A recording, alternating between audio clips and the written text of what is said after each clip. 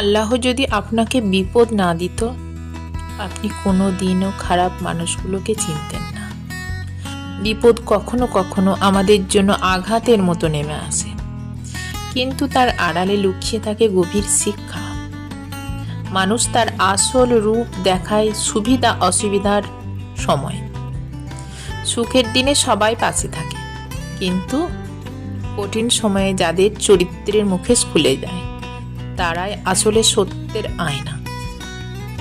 আল্লাহ কখনো কাউকে কষ্ট দিয়ে অপমান করেন না, বরং বিশ্বাসীকে আরো শক্ত আর সচেতন করতে পরীক্ষা নেন।